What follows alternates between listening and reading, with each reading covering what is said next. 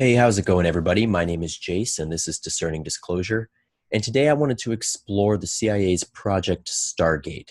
Now, Project Stargate is one of many declassified programs that the CIA ran in the era of the 1960s, 70s, and 80s, and even up until the current day.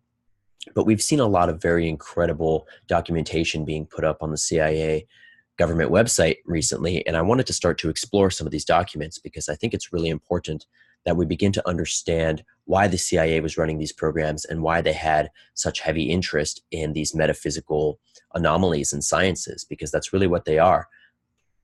And so the Project Stargate that we're about to look at was the CIA's official program on remote viewing. And if you're not familiar with remote viewing, the concept of remote viewing is being able to meditate and tap in to a non-local point in space-time to remotely view whatever that location and time is.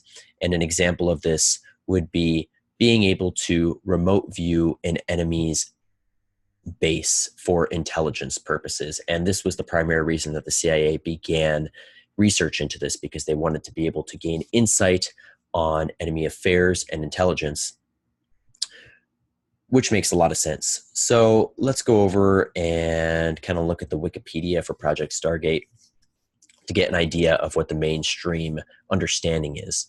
Now, Stargate Project was the code name for a secret U.S. Army unit established in 1978 at Fort Meade, Maryland, by the Defense Intelligence Agency and SRI International, which was a government contractor, to investigate the potential for psychic phenomena in military and domestic intelligence applications.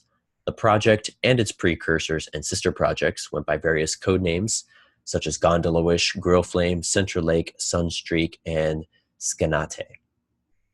And it says in 1991, they were officially consolidated and rechristened as a single project, which was the Stargate Project. And the Stargate Project, like I said, worked primarily with remote viewing, which is the ability to psychically see events, sites, or information from a great distance. Now, I'm going to go over in the next video a very particular document that the CIA has up on their website where they are remote viewing Mars from 2 million years ago. And it might have even been 2 billion years ago, but I think it was 2 million. And what's interesting about this is that remote viewing is not limited to a particular space-time. So what that means is that remote viewers are able to tap into any space or time period if they're adequately trained or are competent in their abilities. Then they're able to tap into even different timelines. So it's a very interesting area of metaphysics, and we see why the CIA was so interested in this for intelligence purposes. I mean, if you have the ability to see into an enemy base with the psychic, that automatically gives you the upper hand. So the project was officially declassified and terminated in 1995 after a CIA report concluded that it was never useful in any intelligence operation, which I think is where we need to kind of call BS, because that's exactly how these programs work. You have a main program, a primary program, in this case, Project Stargate, with a dozen or so sister programs. And when the intelligence agency, in this case, the CIA, deems that it's time to shut down a program, they'll shut down the official program, but then open up or continue a sister program that is still classified under a different name. And then that gives the public the ability through the Freedom of Information Act to look into the initial program and say, oh, it was declassified and terminated because it had no real value, when in fact it had major value and it was so important. And that's why the CIA decided to terminate the official program, because when things, how it works in these programs is that when in any black budget program, really, when the information becomes so valuable and so secure and secretive, they need to shut down the official program. So they'll open up sister programs and shut down the initial one.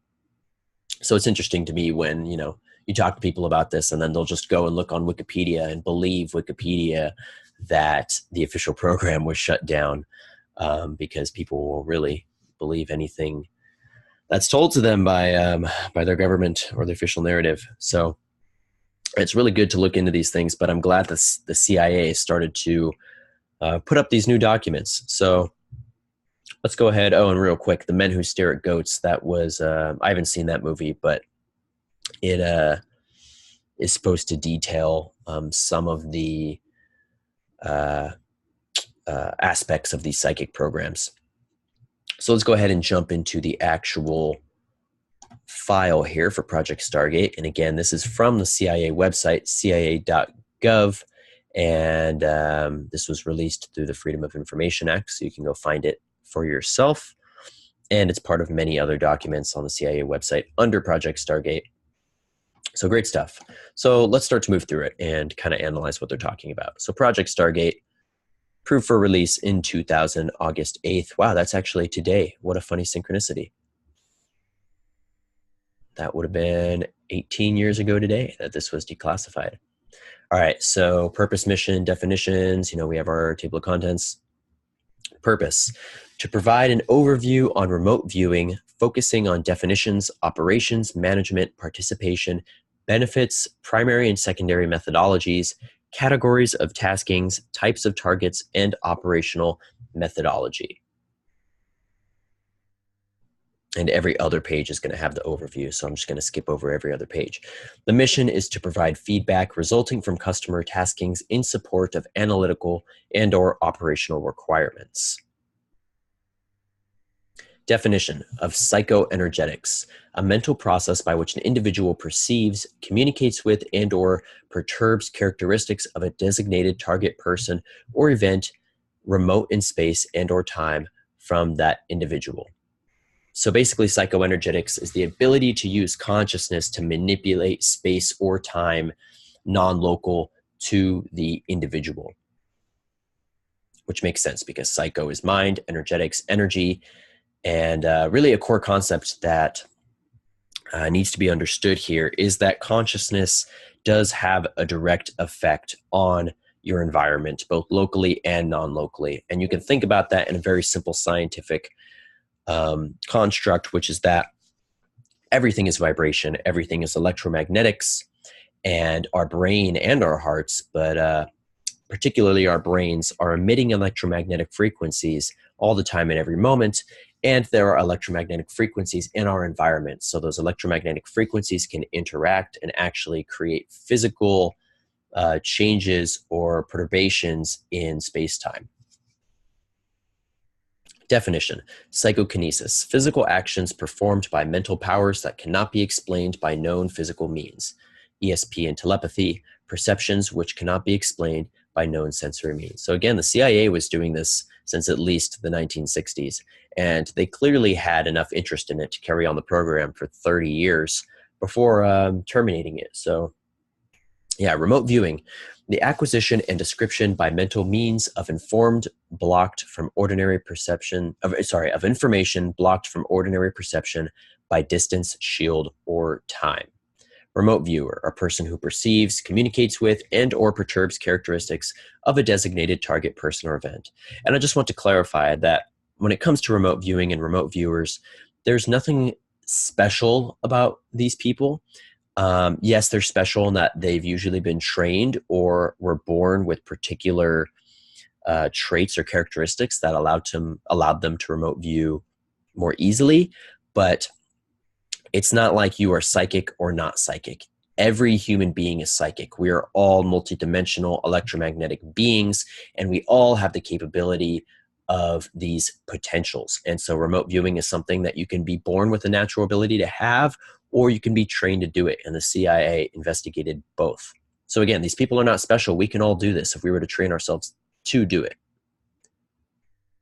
The basic definition of remote viewing is accessing information without the use of the normal five senses, which would be ESP, the information from other people, logical deductions, direct connective implementation of electronic or other devices, a talent which is inherent to every human to some degree. So there we go. Probably a vestigial form of self-preservation. So now they're trying to understand it from like a scientific or evolutionary point of view. Largely ignored in today's societal setting. through proper training can be developed to a person's individual potential.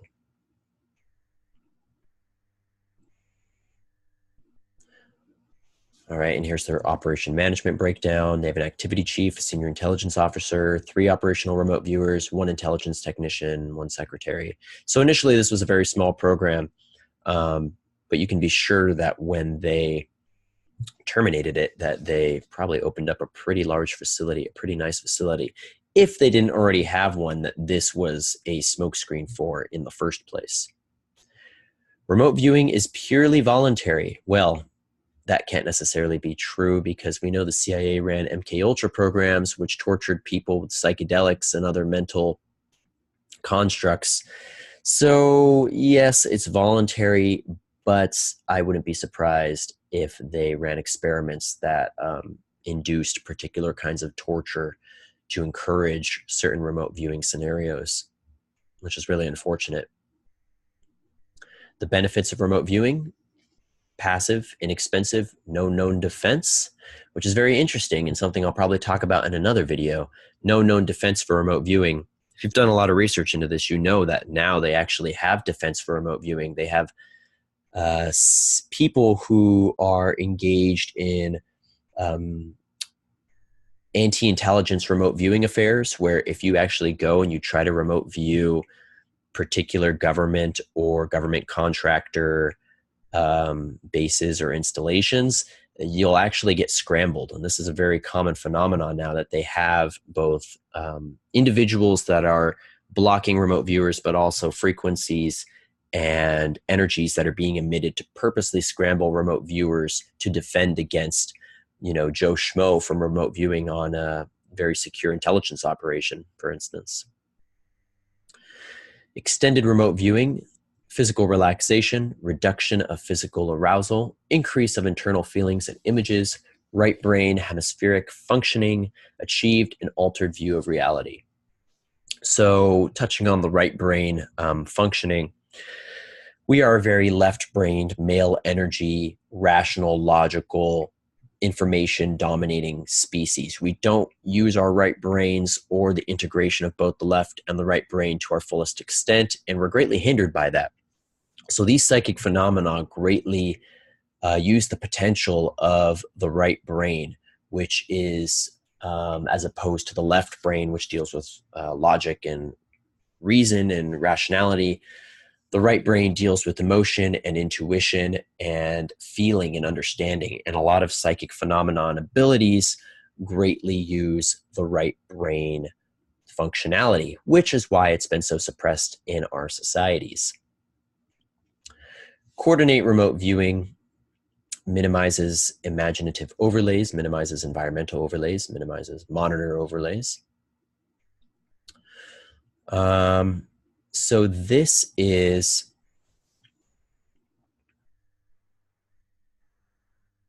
these are, I believe, the stages that they explored remote viewing in. So in the first stage, they did basic physical locations such as islands, mountains, deserts.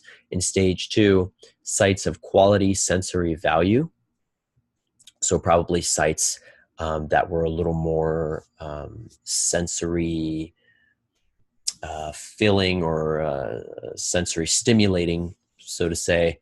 Stage 3, dimensional characteristics. So really exploring the interdimensional aspects and qualities of remote viewing. So instead of just a particular space-time, actually exploring different aspects of the dimensionality, of the physics of it, which is really interesting.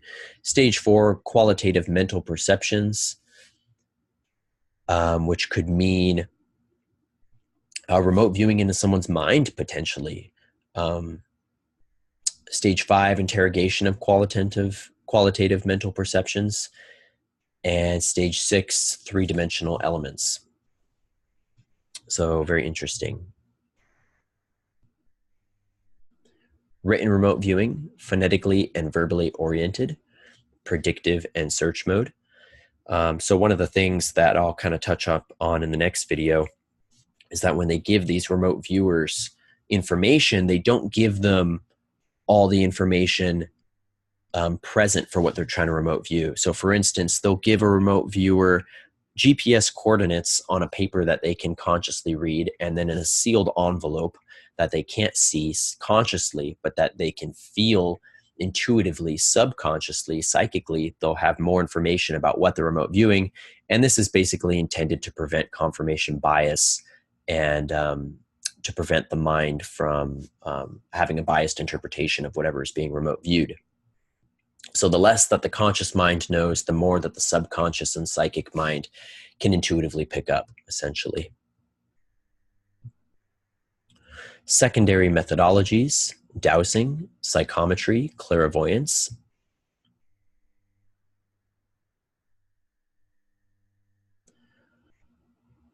Categories of taskings: penetration of inaccessible targets, science and technology information, cueing of intelligence-controlled systems, imminent hostilities, nuclear and non-nuclear targets, human source assessment, and personality profiles. So these are all different categories or targets that they would be able to use remote viewing for in intelligence operations.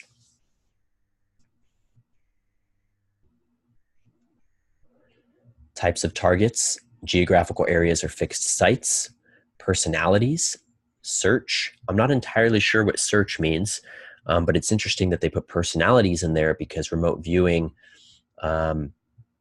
doesn't necessarily have to be like they say, a geographical or fixed site in space-time. It could be a personality or an entity. And along these lines, real quick, I want to touch up on remote viewing versus astral projection. So if you're familiar with astral projection, and I'm not going to dive too much into it, I'll save that for later, but the idea with astral projection is similar to remote viewing, but with astral projection, your soul or your spirit actually removes itself from your physical vessel and leaves your physical vessel. With remote viewing, that's not the case.